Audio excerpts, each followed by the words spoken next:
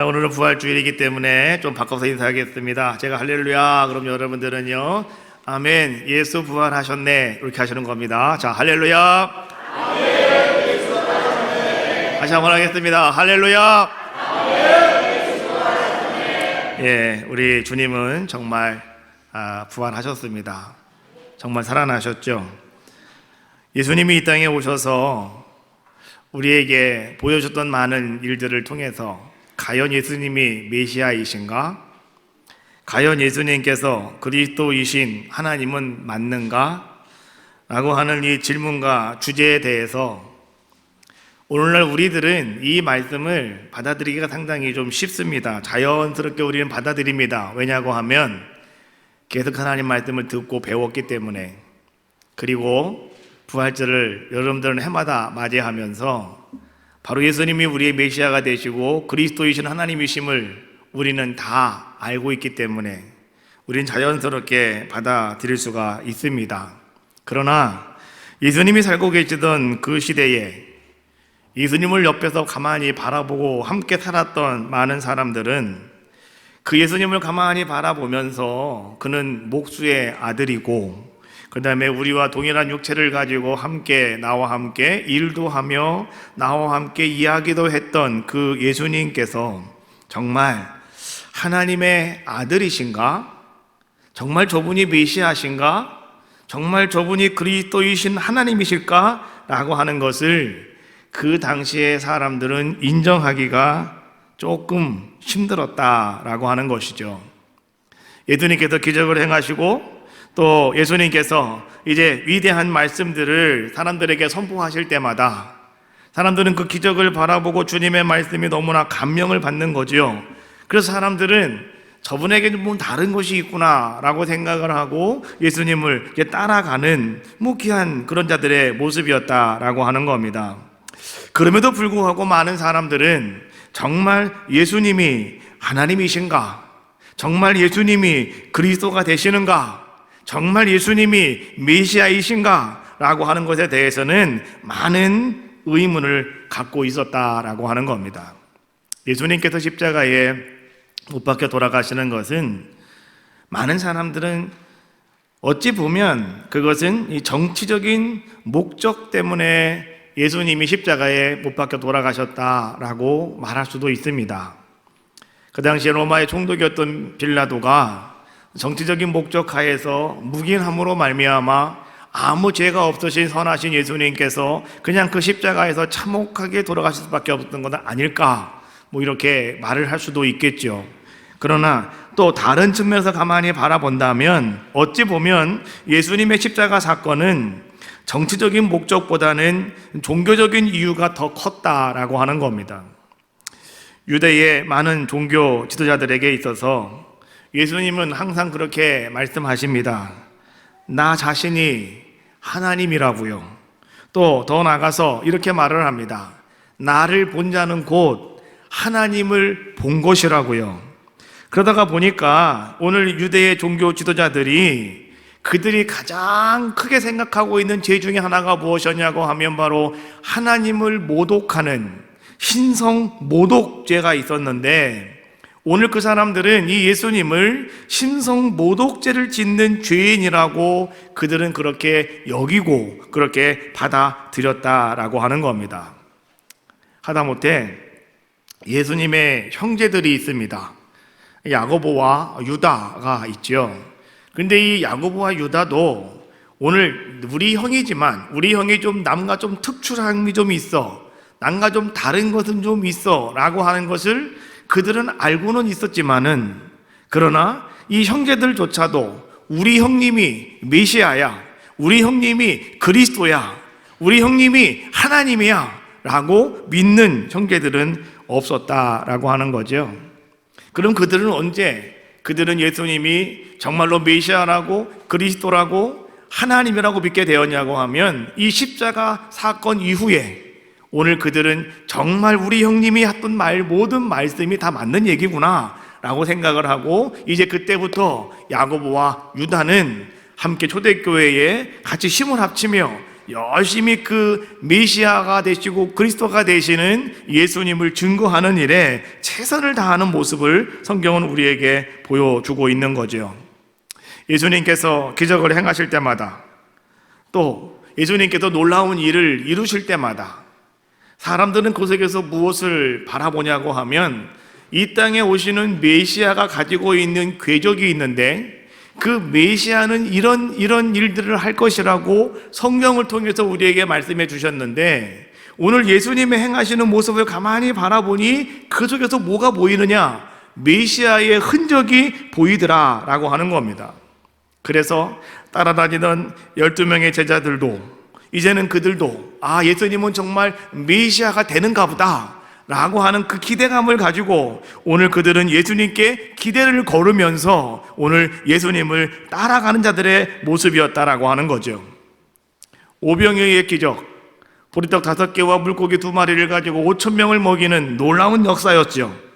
물 위를 걸어가시는 기적, 또 오늘 예수님께서 풍랑이 있는 그런 바다 가운데에서 잠잠하라 말씀하셨더니 그 풍랑이 잔잔해지는 놀라운 역사들, 앞을 보지 못하는 소경이 오늘 예수님께서 이제 그 소경의 눈을 뜨게 하심으로 말미암아서 행하는 이 모든 것들이 다 어떤 것이었냐고 하면 바로 메시아의 흔적들이었더라라고 하는 거죠. 그래서 오늘 많은 제자들은 그렇게 예수님을 기대하며 그들은 예수님을 따라가는 자들의 모습이 되었습니다. 그런데 예수님께서는 시간이 가면 갈수록 계속해서 주님이 하시는 말씀은 어떤 말씀이셨냐고 하면, 나는 이제 앞으로 붙잡히게 될 것이고, 나는 이제 그들에게 고통을 당하게 될 것이고, 나는 그리고 십자가에서 죽을 것이라고, 나는 죽게 될 것이라고 오늘 예수님께서는 오늘 그 사랑하는 제자들에게 계속해서 그런 말씀을 하시는 겁니다. 제자들은 그에게 듣고 싶지 않았지만 예수님은 때만 되면 그런 말씀을 한 번씩 두두 던지시더니 어느 날 갑자기 이제 예수님은 마침내 형장의 그 갈보리 십자가의 형장의 이슬로 사라져버리고 말았다라고 하는 것이죠. 예수님의 최측근이었던 제자들도 오늘 예수님의 이러한 모습들을 가만히 바라보면서 예수님은 메시아가 아니구나 라고 생각을 하고 그들은 예수님을 부인하고 다 어디론가 떠나버리고 마는 이런 모습을 성경은 우리에게 보여주고 계시는 겁니다. 예수 그리스도가 하나님 되심을 아무도 믿을 수가 없었다라고 하는 겁니다. 특별히 우리가 성경에 보면 복음서가 나오고 있는데요, 이 복음서를 기록하였던 복음서의 기자들은 오늘 성경을 기술을 할 때 그들은 이 예수님의 부활 사건을 꼭 그들은 기록을 하고 있습니다. 그런데 오늘 그들은 많은 사람들에게 그리스도의 부활을 알려고 하는 것보다는 그들은 무엇에 더 역점을 두고 있냐고 하면 바로 이 그리스도, 하나님 되심, 그리스도가 하나님 되심을 위하여 오늘 이 예수님은 오늘 다시 살아나셨다고, 다시 부활하신 것이라고 오늘 이것을 알리는 일에 사복음서의 저자들은 더 힘을 쏟고 있더라라고 하는 겁니다. 특별히 오늘 우리가 읽은 요한복음은 더욱 그러하더라라고 하는 거죠. 그래서 초대교회 사도들이 나가서 많은 사람들에게 그가 살아나셨습니다, 예수님이 살아나셨습니다 라고 하는 것은 어떤 외침이냐고 하면 바로 그분이 진정 우리의 하나님이셨습니다 라고 하는 그들의 고백이었다라고 하는 거죠.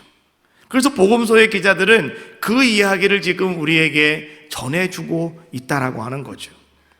오늘 여러분들도 마찬가지입니다. 우리 예수님께서 지금 살아나셨습니다. 그래서 오늘 우리는 계란을 갖다가 장식도 하고요, 또 계란을 잘 만들어서 포장도 해서 우리가 사람들에게 나눠주기도 합니다. 그리고 다시 우리 예수님 살아나셨다고, 다시 부활하셨다고 우리 사람들에게 이 기쁜 소식을 전하는 가운데 있는데, 여러분 그 속에는 여러분의 이런 고백이 있으셔야 되는 겁니다. 그것이 뭐냐고 하면 정말 그분이 우리 하나님이셨구나, 정말 그 예수님께서 나의 하나님이 되십니다 라고 하는 이런 고백이 오늘 이 부활절 아침에 오늘 여러분들이 부활난을 같이 드시면서 또 오늘 여러분들이 기쁜 소식을 함께 나누면서 오늘 여러분의 고백이 되셔야 된다라고 하는 겁니다. 부활 사건이라고 하는 것은 어느 날 갑자기 우연히 되어진 것이 절대 아니라는 것이죠. 1500년 동안 기록이 되어졌던 하나님의 말씀, 하나님의 약속대로 오늘 하나님께서는 그 약속을 성취하시기 위하여 이 땅에 한 사람을 보내주셨는데 바로 그 사람이 누구였느냐? 바로 그 사람이 나사렛의 예수 그리스도셨다라고 하는 것을 성경은 우리에게 말씀해 주고 계시는 겁니다. 만약에 나사렛의 그 예수님께서 만약에 그냥 십자가에서 그냥 돌아가셨다고 한다면, 그것으로 다 끝나버렸다고 한다면 오늘 우리는 그가 다시 살아나셨다 이 고백을 할 수가 없는 겁니다. 그가 정말 우리의 진정 하나님이셨다라고 우리는 말할 수가 없는 거 아니겠습니까? 그러나 그분은 살아나셨습니다. 그리고 다시 우리의 하나님이 되어주셨다라고 하는 것이죠. 이것은 성경이 예언한 대로, 성경이 약속한 대로 하나님의 말씀이 그대로 이루어졌다라고 하는 것을 또한 우리에게 말씀해 주고 계시더라라고 하는 거예요. 역사 속에서 우리에게 찾아오신 예수 그리스도, 그가 참 하나님이십니다라고 하는 것을 이 다시 살아나심, 부활로 말미암아서 오늘 모든 사람들에게 확신이 되어질 때 이 부활 사건은요 엄청난 역사를 우리에게 허락해 주신다는 겁니다. 성경 말씀을 가만히 읽으면서 성경의 가장 큰 역사는 무엇일까? 그것은 창조의 역사입니다. 하나님이 천지를 창조하시고 하나님께서 모든 것을 다 만드시고 하나님이 우리에게 이것을 너희가 다스리며 번성하며 충만하라고 하나님이 우리에게 이 아름다운 땅을 허락해 주셨는데요.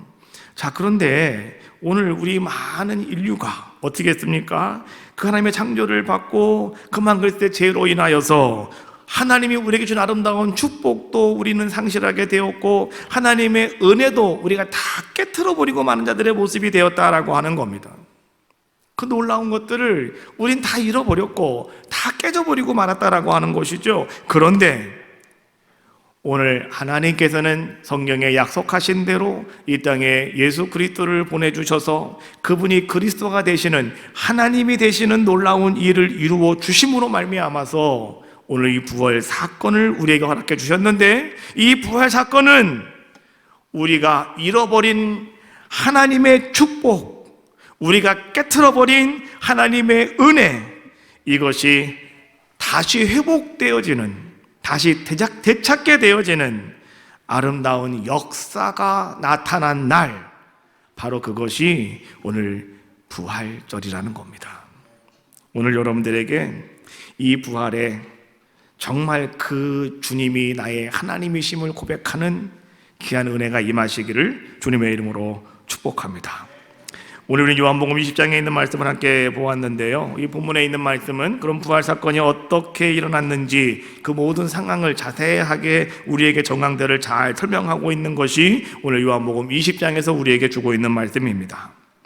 예수님은 장사되시고 난 후에 무덤에서 사흘 동안 계시다가 안식 후 첫날 새벽 이른 아침에 주님은 다시 살아나셨다고 성경은 말씀해 주고 있는 겁니다. 사복음서를 가만히 바라보면 여인들이 먼저 무덤을 찾아왔다라고 이렇게 똑같이 기록을 하고 있습니다. 평소 예수님 주변에 있던 모든 남자들, 특별히 제자들, 그들은 다 어디로 갔을까요?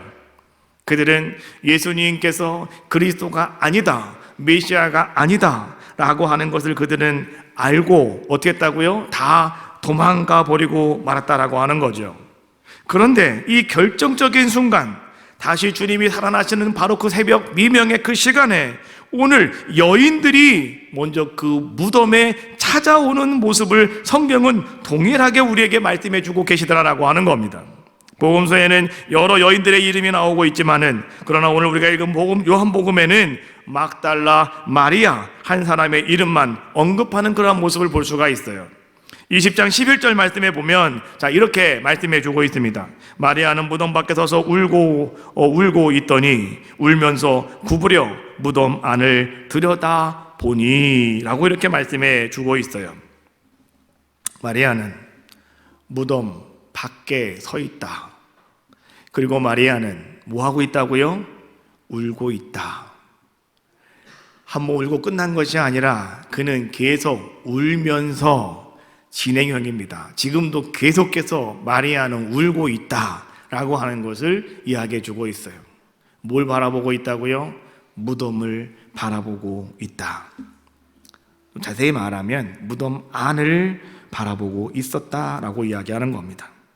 당시 유대의 무덤은 굴 안에 시선을 갖다가 넣어놓고요, 큰 돌을 갖다가 입구를 막아버리고 말았습니다. 그것이 바로 무덤입니다. 그런데 안식 후 첫날 이른 아침에 오늘 여인들이, 특별히 오늘 요한복음에서는 막달라 마리아가 오늘 예수님의 그 무덤 앞에 갔는데 이상한 일이 생겼습니다. 돌문이 옮겨져 있습니다. 문이 열려 있다, 이런 얘기입니다. 두 번째, 안을 들여다보았더니 예수님의 시신이 어디론가 사라져버리고 말았습니다.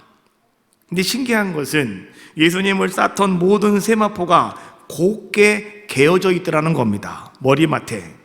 그리고 나서 다시 봤더니 거기에 예수님이 누우셨던 머리가 있는 곳, 발이 있는 곳에 두 천사가 서 있더라라고 하는 겁니다.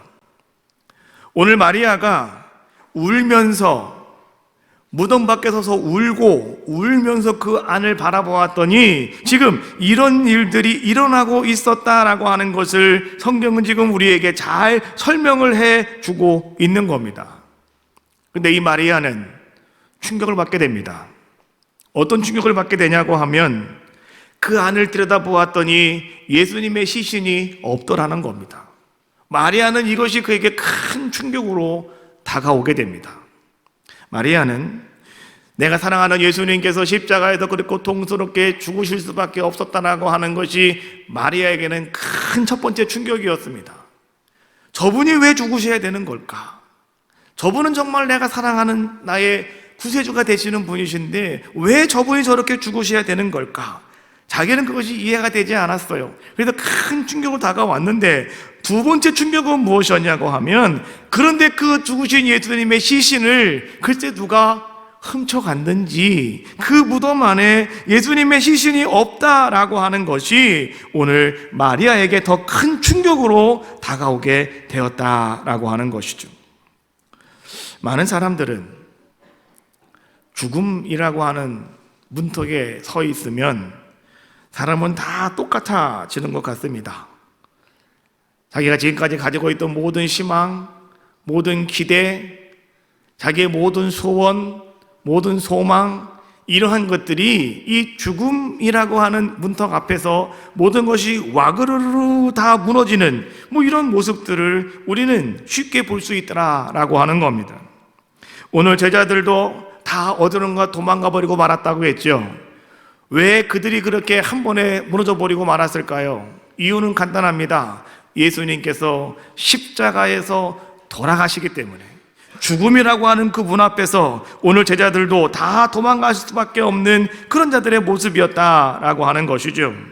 그래서 죽음이라고 하는 것은 우리에게 어떤 희망도 소망도 모든 것을 다 깡그리 무너뜨려 버리고 마는 것이 바로 죽음이다라고 이렇게 우리는 말할 수가 있는 것이죠. 그런데 여러분, 가만히 생각을 해보면 이 죽음이라고 하는 것은 남의 일이 절대 아니라는 것이죠. 우리와 밀접한 관계를 가지고 있는 것이 바로 죽음이더라라고 하는 겁니다. 어느 날 사랑하는 가족 중에 한 사람이 병에 걸렸거나 또 그 병이 중대함으로 말미암아서 이제 죽음을 경험하게 될 때 정말로 많은 사람들은 참 많이 실망하고 사람들은 절망해하는 그런 모습을 볼 수가 있습니다.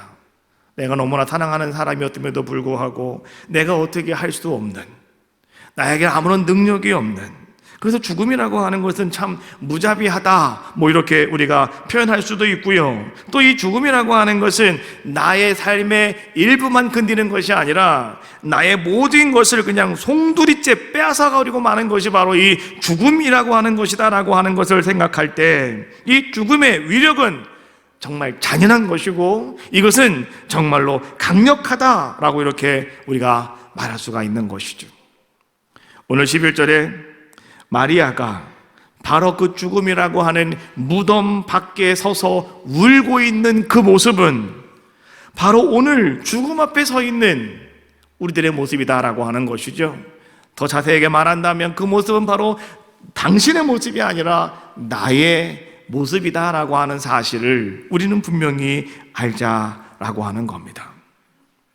그것이 나의 모습이라면 이제 우리는 한번 마리아의 모습에 여러분의 모습을 한번 투영시켜서 그것이 바로 나라고 한다면 왜 지금 마리아가 무덤을 쳐다보고 울고 있을까를 생각해 보자라고 하는 겁니다. 마리아는 지금 무엇을 바라보고 있느냐? 성경은 이렇게 말씀해 주고 있어요. 무덤을 쳐다보고 있다고요. 다시 말하면 죽음을 바라보고 있다고요. 예수님은 이미 부활하셨는데, 예수님은 이미 이른 새벽 미명의 아침에 주님은 살아나셨음에도 불구하고 오늘 마리아는 여전히 예수님이 죽었다고 생각을 하고 오늘 마리아는 그 무덤을 바라보며 예수님의 죽음을 애도하고 있는 자의 모습이었다라고 하는 거죠. 부활하신 주님 바로 그 뒤에서 오늘 마리아야 라고 이렇게 이야기를 해도 오늘 마리아는 그분이 예수님인지를 알아듣지를 못하는 자의 모습이었다라고 하는 겁니다. 오늘날도 마찬가지입니다.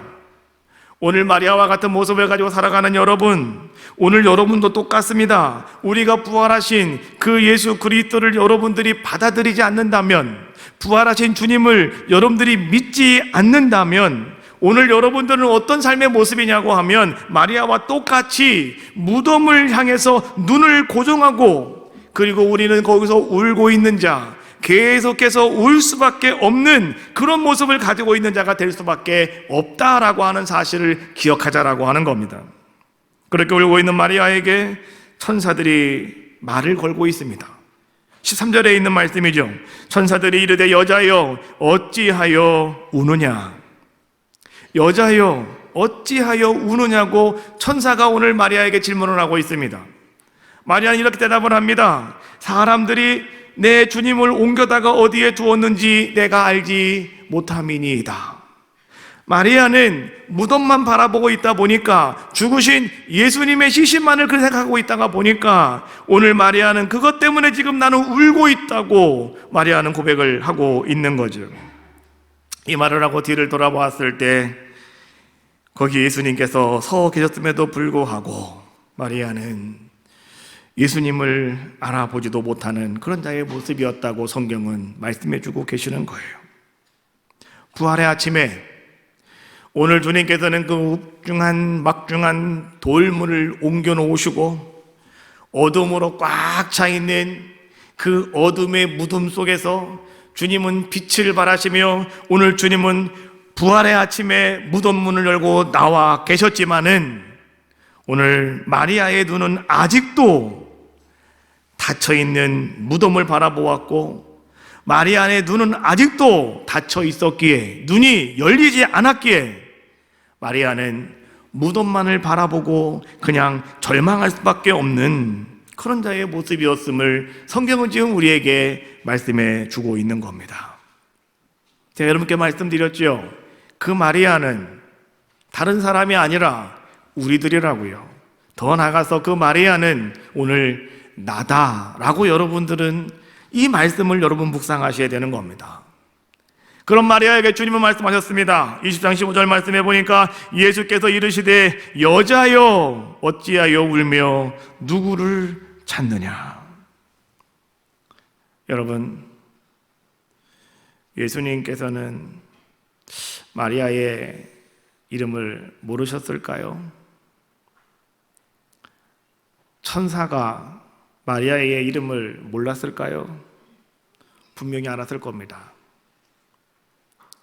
그러나 절망하고 있는 사람, 울고 있는 사람, 모든 것을 다 포기한 사람, 세상 다 산 것처럼 그런 모습을 가지고 살아가는 사람, 이런 사람들을 향한 지칭이 바로 여자요라고 하는 지칭입니다. 형제요 라고 하는 지칭이라는 거예요. 오늘 아직도 내가 살아계신 주님을 인식하지 못하고 살아계신 주님을 바라보지 못하고 다시 부활하신 주님이 나의 하나님이십니다를 고백하지 못할 때 오늘 주님은 여러분들을 바라보시며 그렇게 말씀하시는 거예요. 형제야, 여자야 라고 말씀하고 계시더라라고 하는 거죠. 그것은 이런 말이에요. 마리아야, 내가 여기 있는데, 마리아야, 내가 여기 있는데 너는 지금 누구를 찾고 있는 것이냐고, 왜 울고 있는 것이냐고, 이제 울지 말라고, 내가 여기 있다고 오늘 주님은 말씀해 주고 계시는 거죠. 예수님께서는 십자가에 죽으시기 전에 제 아들을 모아놓고 이렇게 말씀하셨어요. 누가복음 18장 33절, 그들은 채찍질하고 그를 죽일 것이나 그는 3일 만에 살아나리라 하시되. 예수님은 자기 자신의 이야기를 제자들에게 말씀해 주고 계시는 거예요. 나는 이제 앞으로 고난을 당할 것이다. 그리고 나는 죽을 것이다. 그러나 꼭 기억하여라. 죽은 후에 3일 만에 다시 나는 살아날 것이다. 오늘 주님은 모든 것을 다 알고 계셨기 때문에 주님은 그 사랑하는 제자들에게 계속해서 주님은 그렇게 말씀해 주고 계시는 거예요. 나는 죽을 것이다. 그러나 3일 후에 나는 살아날 것이라고 분명하게 주님은 제자들에게 말씀해 주셨음에도 불구하고 오늘 제자들은 어떤 자의 모습이었습니까? 아무도 제자들은 다시 살아나리라 라고 말씀하신 것은 그들은 기억하지 못하고, 그들은 단지 뭐만 기억하고 있었냐고 하면 나는 고통을 당하고 십자가에 죽을 것이다, 이 말만 그들은 기억하고 있었기 때문에 그들은 어디론가 다 도망쳐버리고 말았다, 이런 얘기입니다. 오늘 마리아도 마찬가지죠. 오늘 마리아도 예수님께로부터 그런 말씀을 분명히 들었음에도 불구하고 다시 살아날 것이다 라고 하는 말씀 들었음에도 불구하고 오늘 마리아도 이 말씀을 잃어버리고 있는 겁니다. 다시 살아나리라, 이 말씀만 기억하였다면 오늘 마리아는 무덤 앞에 나와서 울고 있을까요? 울지 않습니다. 마리아는 그 앞에 나와 찬양을 할 겁니다. 마리아는 그 앞에 나와 하나님께 영광을 돌려드릴 겁니다.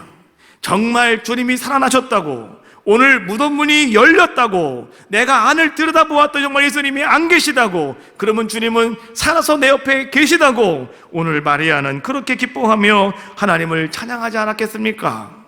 그런데 마리아도 애석하게도 오늘 다시 살아나리라 라고 하는 말을 기억하지 못하고 오늘 마리아도 나는 죽으리라 라고 하는 말만 기억하는 자의 모습이었다라고 하는 겁니다.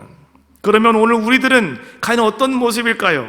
오늘 여러분들은 어떤 말을 여러분들은 기억하고 계십니까? 오늘 여러분들은 어떤 말을 여러분들은 잘 이해하고 계시냐라고 하는 겁니다.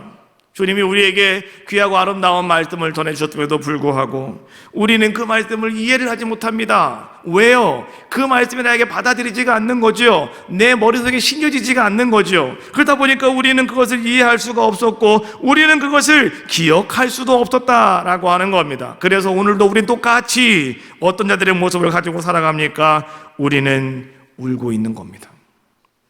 그래서 우리는 지금도 여전히 울고 있는 겁니다. 이거 어쩌면 좋겠느냐고, 큰일 났다고, 나는 이제 죽을 것 같다고, 어쩌면 좋겠느냐고 우리는 그렇게 울고 있는 삶을 살아가고 계시지는 않는가라고 하는 거죠. 죽음을 이기시고 무덤에서 부활하신 우리 주님은 오늘도 여러분 옆에 찾아오셔요. 그리고 여러분들에게 이렇게 묻고 계십니다. 어찌하여 울면서 누구를 찾고 있느냐고요. 예수님은 살아나셨는데 여전히 우리는 죽음을 바라보며 울고 있더라는 겁니다. 여전히 우리는 무덤을 바라보며 울고 있는 우리의 인생이더라라고 하는 거지요. 그래서 주님은 여러분들에게 지금도 말씀해 주고 계시는 거예요. 이 부활절 아침에 뭐라고 말씀하고 계셔요? 여자야, 어찌하여 울고 있느냐? 여러분, 세상 살기가 힘드십니까? 아무리 여기저기를 돌아보아도 희망이 없습니까? 가슴이 답답하십니까? 정말 첩첩 삼중처럼 여러분 뭔가가 꽉 쌓여 있는 것 같은 그러한 것을 여러분 느끼고 살아가고 계십니까? 가정의 어떤 문제 때문에, 또 사업장의 어떤 문제 때문에, 또 사랑하는 자녀들이 똑바로 잘 그 길을 가지 아니하고 자꾸 어긋난 길로 가기 때문에 오늘 여러분 자꾸 왠지 눈물만 나고 자꾸 여러분 울고 싶어지는 그런 때가 지금 여러분들에게 있느냐라고 하는 겁니다. 여러분, 혹 여러분들 가운데 지금 그런 모습이 있다고 한다면 기억하십시오. 주님은 어김없이 여러분 옆으로 찾아오십니다. 왜 그런지 아시죠? 주님은 살아나셨으니까요. 주님은 우리의 하나님이 되시니까요. 그래서 주님은 내 옆에 계시다라고 하는 사실을 우리는 반드시 기억하셔라 라고 하는 거예요. 주님은 묻고 계십니다. 사랑하는 딸아, 어찌하여 울고 있느냐? 사랑하는 아들아, 너는 어찌하여 그렇게 눈물을 흘리며 너는 그렇게 고통스러워하고 있느냐? 오늘 주님은 여러분 옆에서 오늘 여러분들에게 묻고 계시다라고 하는 거죠. 삶이 힘들고 지쳐서 울고 싶을 때, 오늘 여러분 앞에 찾아오신 주님의 그 부활의 주님을 여러분 꼭 만나실 수 있는 귀한 은혜가 여러분 가운데 임하시기를 주님의 이름으로 축복합니다. 눈물을 흘리며 서 있는 내 앞에 찾아오신 부활하신 주님을 여러분들이 볼 수 있을 때, 그때 비로소 여러분의 삶의 슬픔은 끝이 나는 겁니다. 오늘 내 앞에 찾아오신 부활의 주님을 여러분들이 바라볼 수 있을 때, 그때 비로소 오늘 여러분의 슬픔과 여러분의 모든 고통이 끝난다라고 하는 사실을 우리는 분명히 알자라고 하는 겁니다. 부활하신 주님을 만나야 여러분의 눈물의 근원이 사라지는 겁니다. 부활하신 주님을 여러분 만나야 오늘 여러분들의 인생의 비극이 완전히 끝날 수가 있음을 또 우리는 분명히 알자라고 하는 거예요. 무덤 앞에서 그렇게 울면서 그렇게 무덤을 바라보고 있던 그 마리아가 이제 비로소 옆에 계신 주님을 발견하게 됩니다. 예수님께서 마리아야 라고 말씀하실 때 오늘 마리아가 그를 바라보며 마리아는 시브리 말로 라보니라고 이렇게 이야기합니다. 라보니, 선생님이라고 하는 말이랍니다. 여러분, 이렇게 주님을 만난 마리아는 어떤 삶을 살아가게 됩니까? 18절 말씀에 이렇게 말하고 있어요. 막달라 마리아가 가서 제자들에게 내가 주를 보았다 하고 또 주께서 자기에게 이렇게 말씀하셨다 이르니라. 부활하신 주님을 만난 마리아는 이제 제자들에게 달려갔답니다. 가서 그들에게 외쳤답니다. 내가 부활의 주님을 만났노라고요. 내가 부활의 주님을 만났다고 오늘 그는 가서 그 제자들에게, 많은 사람들에게 외쳤다라고 말씀해 주고 있습니다. 이제 그 마리아는 더 이상 무덤 밖에서 그렇게 울고 있는 그런 마리아가 아니다라고 하는 사실을 성경은 지금 우리에게 보여주고 계시는 겁니다. 마리아가 왜 이렇게 바뀌게 되었을까요? 이유는 한 가지였습니다. 그는 부활하신 주님을 만났습니다. 그는 생명의 주님을 만났기 때문에 그래요. 그의 눈이 열려 내 옆에 계신 주님을 그는 바라보고 너무너무 기뻐하며 너무너무 감사하는 그런 마리아의 모습으로 바뀌었다라고 하는 것이죠. 마리아가 만났던 그 부활의 주님이 오늘 이 부활절에 여러분에게 찾아오셨습니다. 오늘 여러분들도 그 부활의 주님을 만나시는 귀한 시간이 되시기를 주님의 이름으로 축복합니다. 특별히 여러분의 인생길에서 내가 정말 지치고 내가 정말 힘들고 내가 정말 너무너무 고통스러워서 여기도 아프고 저기도 아프고 모든 것이 다 너무 힘들어서 정말 여러분들이 울고 싶을 때, 그 자리에 바로 옆에 찾아오신 생명의 주님을 꼭 만나시는 은혜가 오늘 아침 여러분에게 임하시기를 축복합니다. 시편 30편 5절 말씀해 보니까 이렇게 말합니다. 저녁에는 울음이 깃들지라도 아침에는 기쁨이 오리로다. 여러분, 지금 여러분 속에 울고 싶은 마음은 저녁이에요. 안식 후 첫날 이른 아침 부활의 주님과 함께 우리에게 기쁨이 찾아오는 거죠. 오늘 거룩한 주일에 또 오늘 아름다운 부활절 아침에 오늘 여러분에게 먼저 찾아오셔서 사랑하는 딸아, 사랑하는 아들아, 왜 우니? 라고 말씀하실 때 난 이제 안 웁니다. 난 이제 힘을 얻겠습니다. 난 다시 이제 주님만을 붙잡고 살아가겠습니다.